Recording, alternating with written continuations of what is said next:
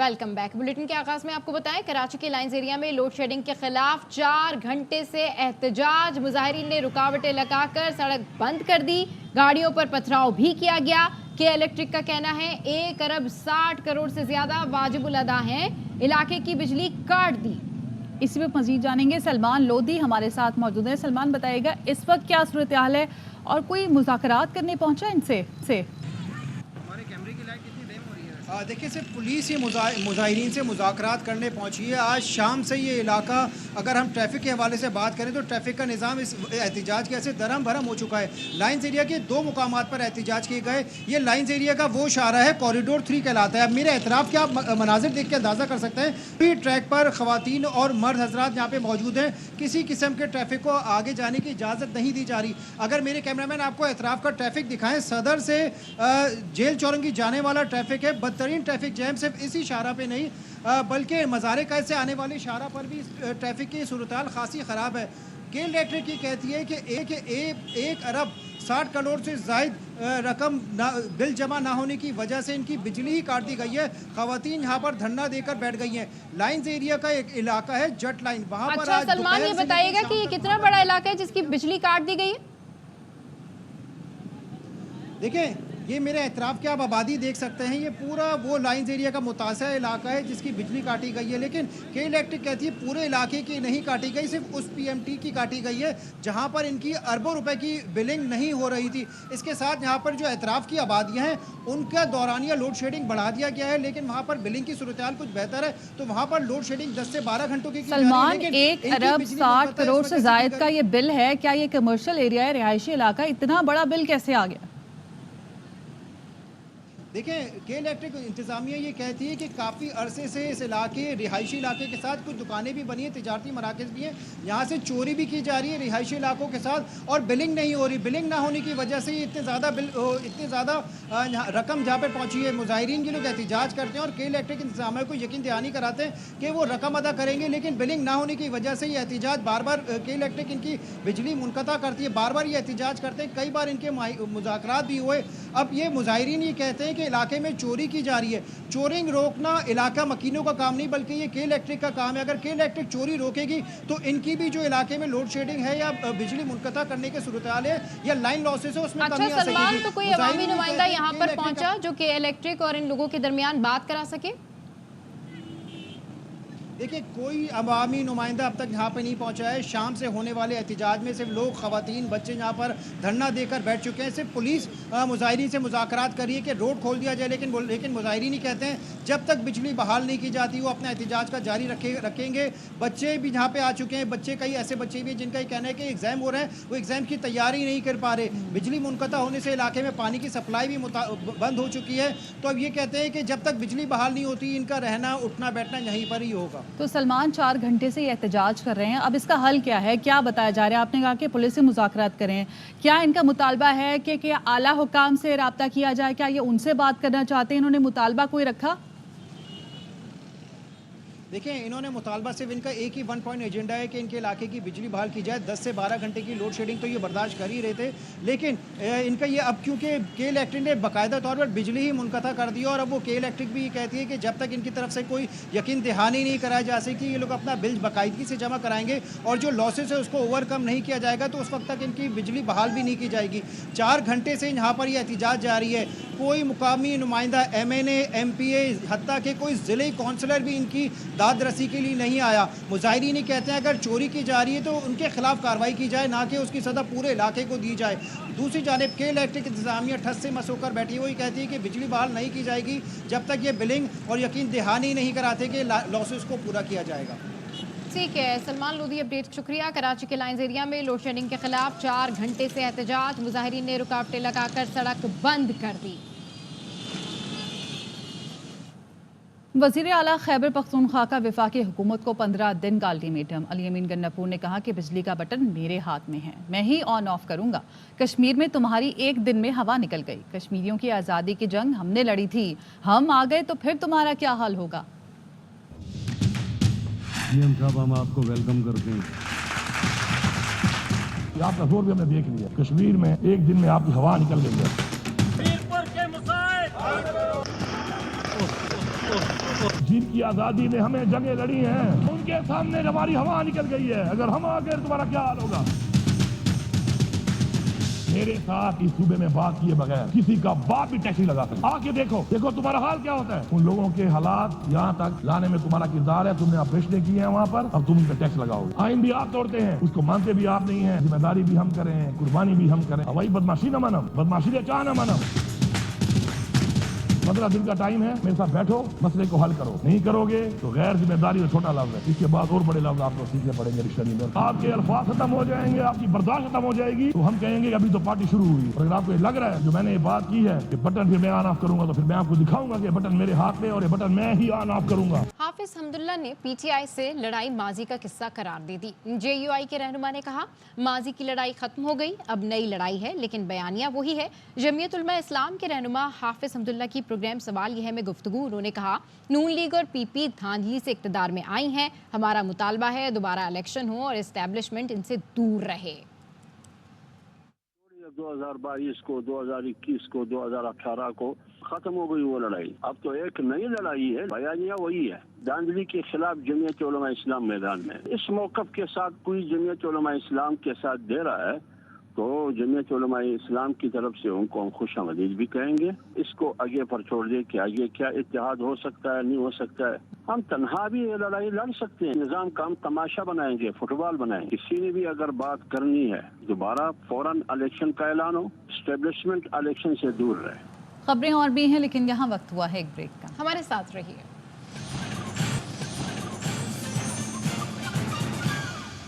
Welcome back. Supreme court का फैसल वाडा और मुस्तफ़ा कमाल को तौहीन अदालत का नोटिस। सुप्रीम कोर्ट ने कहा कि बादियों नज़र में तौहीन अदालत हुई है। फैसल वाडा और मुस्तफ़ा कमाल खुद पेश होकर वजाहत करें। अस खुद नोटिस केस की समाअत में चीफ जस्टिस ने कहा कि जिसके पास दलील ख़त्म हो बंदूक उठाता है या गाली देता है। पार्लियामान में भी जजों के कंडक्ट पर बात नहीं की जा सकती। सेनेटर फैसल वाडा और मुस्तफ़ा कमाल ने प्रेस कॉन्फ्रेंस में जजेस पर तनकीद की थी। अदालत ने पेमरा से प्रेस कॉन्फ्रेंस की वीडियो रिकॉर्डिंग और ट्रांसक्रिप्ट भी मांग ली। अगली समाअत 5 जून को होगी।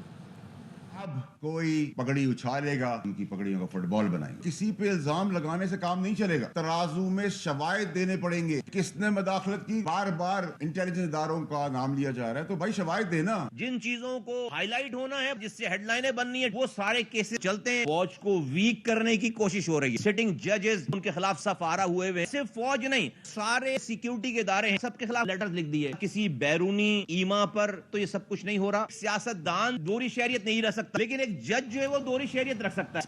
अपनी प्रेस कॉन्फ्रेंस पर खड़ा हूं, सेनेटर हूं, सवाल पूछूंगा कि मुझे प्रॉक्सी क्यों कहा गया। प्रॉक्सी कहा गया तो सबूत भी देना होगा। सेनेटर फैसल वाडा का कहना है अगर गलत हूं तो माफ़ी मांगने में शर्मिंदगी नहीं। जो इल्ज़ामात लग रहे हैं इसके सबूत नहीं तो ऐसे नहीं चलेगा। भुट्टो को फांसी देने वाले जज को क्या सज़ा हुई, सवाल पूछा तो गलत नहीं किया। गलत होऊंगा अपनी जिंदगी में, चपड़ासी से भी, सड़क पे बैठे हुए भिखारी से भी कैमरा लगा के माफी मांगने की हिम्मत रखता हूँ। मेरा इशू ये है बहुत सीधा सा कि मैंने एक सवाल किया था 19A के तहत, और मैंने सवाल किया तो मेरा हक बनता है। अगर मैंने कहा भुट्टो साहब को फांसी गलत दी गई है तो उस जज के खिलाफ क्या हुआ, मेरा हक बनता है। मैं तो खड़ा हूँ अपनी प्रेस में। प्रॉक्सी का है तो शवायद के साथ प्रूफ करना होगा। तो इंटेग्रिटी पे बात आएगी तो मैं बताऊंगा फिर, ठीक है। मैं जवाब लूंगा, मैं लूंगा, इधर पाकिस्तान के अंदर भी लूंगा, cross the border international courts हैं, इंटरनेशनल जस्टिस के बहुत बड़े फोरम है, ठीक है। इस्लामाबाद हाई कोर्ट में बानी पीटीआई के खिलाफ टिरियान केस 1 साल बाद समाअत के लिए मुकर्रर। जस्टिस तारिक महमूद जहांगीरी की सबराही में 3 रुकनी बेंच मंगल को समाअत करेगा। जस्टिस अरबाब मोहम्मद ताहिर, जस्टिस समन रिफत इम्तियाज़ भी बेंच में शामिल हैं। चीफ जस्टिस आमिर फारूक की सबराही में समाअत करने वाला बेंच टूट गया था। दोनों जजों ने अपनी राय में टिरियान केस नाकाबिले समाअत करार दिया था। जस्टिस मोहसिन अख्तर कियानी और जस्टिस अरबाब मोहम्मद ताहिर ने चीफ जस्टिस से मुशावरत के बगैर अपनी राय को फैसला करार देकर वेबसाइट पर अपलोड कराई थी। चीफ जस्टिस के दस्तखत न होने पर मामले की इंक्वायरी का हुक्म दिया गया था। मरियम नवाज ने एलीट फोर्स पंजाब की वर्दी भी पहन ली। पासिंग आउट परेड में शिरकत के मौके पर कहा रोज़ वर्दी पहनकर नहीं निकलती, मगर जब घर से निकलती हूँ तो कांधों पर जिम्मेदारी का एहसास होता है। कौम का हर जवान मेरे लिए कीमती है। आईजी से कहा है पुलिस को जो भी जदीद सहूलतें चाहिए वो देंगे। यूनिफॉर्म में आपकी पासिंग आउट परेड में शिरकत करके जितनी आपको खुशी हो रही है, आप यकीन जानो ही खुशी मुझे भी हो रही है। ये जो वर्दी आज आपने पहनी है, मैं भी रोज वर्दी पहन के नहीं निकलती। जब मैं अपने घर से निकलती हूँ, अपने कंधों पर जिम्मेदारी का एहसास होता है। जी साहब यहाँ बैठे हैं, इनको मैंने कहा है कि लेटेस्ट इक्विपमेंट जो भी आपको चाहिए वो आप लें। आपको जो गाड़ियाँ चाहिए, जो बुलेट प्रूफ आपको अगर व्हीकल्स चाहिए अपने लोगों की जान बचाने के लिए, तो आपको वसाइल में कमी नहीं आई। सियालकोट के 3 नौजवानों को मुबैना तौर पर ईरान में अगवा कर लिया गया है। अगवाकारों ने तशद्दुद की वीडियो भेजकर तावान मांग लिया। मख्फी नौजवानों को बरहना करके तशद्दुद किया जा रहा है। नौजवान हाथ जोड़कर इल्तिजा कर रहे हैं कि मानना नहीं, पैसे देंगे। मुलजिम फी मख्फी 80 लाख रुपए तलब कर रहे हैं। घर वालों का कहना है तीनों नौजवान एजेंट के जरिए वीज़ा लगवाकर ईरान गए थे। एजेंट ने 60 से 65 लाख में ईरान के रास्ते यूरोप भेजने का वादा किया था। मेरा बेटा उसको भेजा कनाडा के लिए, ये सामान से बात हुई 65 लाख में। जब ईरान पहुंचे तो उधर गैप कर लिया उसको। फ़ोन करते हैं हमको, कहते हैं जल्दी हमारा पैसा दो। 3 आदमी हैं, 80-80 लाख एक आदमी का। हमारी हुकूमत पाकिस्तान से अपील है कि हमारे बच्चे जल्दी बाजियाब कराए जाए, नहीं तो हम तो मर जाएंगे सारे।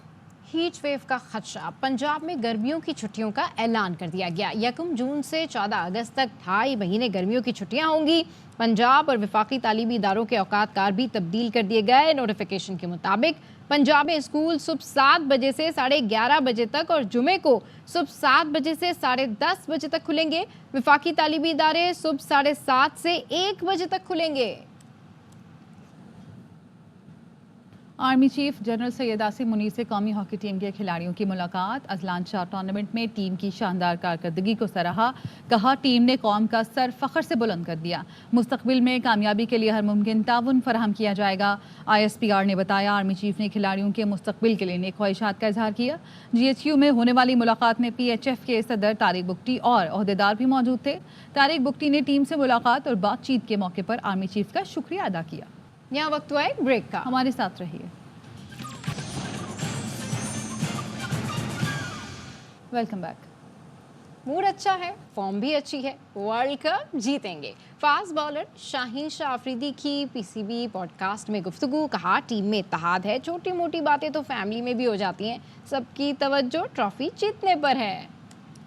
चीज वगैरह भी अच्छी गुजरी अल्हम्दुलिल्लाह। लुकिंग फॉरवर्ड इंग्लैंड और वर्ल्ड कप के लिए। जब आप इतने क्लोज पहुंचते हैं और आप हार जाते हैं तो उसमें और भी आप डिसहार्ड होते हैं। 19वें ओवर में आ रहे हैं, सेमीफाइनल फाइनल, लेकिन हम बहुत ही क्लोज हैं वर्ल्ड कप को अचीव करने में। और उम्मीद है इस वर्ल्ड कप में कि ट्रॉफी के साथ ही आए। 19-20 होती है तो ये हर फैमिली में होती है। इस टीम में कोई ऐसी चीज नहीं है। अगर हमारे प्लेयर सुनते भी है और हम भी खुद सुनते हैं, ये वो टाइम है कि सब एक ही यूनिटी के साथ अचीव करने जाए। पेशावर का सदियों पुराना तारीखी किस्सा खानी बाजार, जहां किस्से कहानियों के साथ कहवे के दौर चलते थे। तज़ीनो आराइश के बाद किस्सा खानी बाजार की खूबसूरती को 4 चांद लग गए। अदनान तारिक की रिपोर्ट। सेंट्रल एशिया का तारीखी सकाफती बाजार किस्सा ख्वानी, जो अपने अंदर सदियों पुरानी रवायात को आज भी जिंदा रखे हुए है। इस कदीम बाजार की तारीखी इमारतों को दोबारा मुगलिया तर्ज में ढालने और अजमत रफ्ता की बहाली का काम शुरू हुआ तो देखते ही देखते तारीखी बाजार रोशनियों से जगमगा उठा। यहाँ पे तिजारत के लिए लोग आते थे सेंट्रल एशिया से, तो यहाँ पे पेशावर में पड़ाव डालते थे। हमारी यही कोशिश होगी कि लोग उसी तरह बाकी शहरों से आए, यहाँ पे वही किस्से और वही कहावत चले। तारीखी बाजार किस्सा ख्वानी में कायम इमारतों की तज़य्युन और आराइश के बाद यहाँ का समा ही बदल गया। ये खूबसूरत रंग रोगन से ताज़ा की गई चीज़ें पेशावर की जान है किस्सा खानी। ये बाजार नहीं है, ये तारीख है। भारतीय फिल्म इंडस्ट्री के नामवर अदाकारों जिनमें यूसुफ खान उर्फ दिलीप कुमार, राज कपूर फैमिली और शाहरुख खान समेत कई अदाकारों की जन्मभूमि भी इस बाजार की एक अलग पहचान है। तारीखी काबली गेट से दाखिल होते ही नजर तारीखी अगवान बिल्डिंग पर पड़ती है। मरकजी सड़क के दोनों अतराफ पर वाक़े किताबों, पंसार दुकानों, चाय और कहवा खानों के साथ साथ खुश्क मेवाजात से भरी दुकानों को खुशनुमा रंगों और बरकी रोशनियों से मुज़य्यन किया गया है। कैमरामैन शकील अहमद के साथ अदनान तारिक, ARY न्यूज़, पेशावर। पंजाब में कैदियों ने पानी PTI जैसी सहूलतें मांग ली। पंजाब की जेलों के कैदियों ने IG जेल खाना जात को खत लिखा। खत में लिखा कि बानी PTI को एक दिन में 6 बार अपने वकीलों से मुलाकात की इजाज़त है। अदालती हुक्म पर भी इन्हें बेशुमार सहूलतें मुयस्सर हैं। कानून से ज़ायद सहूलतें सब प्रिजन रूल्स 1978 की खिलाफ वर्जी हैं। बानी PTI को अडियाला जेल में हासिल मरात और सहूलतों पर नजरसानी की जाए या इन जैसी सहूलतें और मरात हमें भी दी जाएं।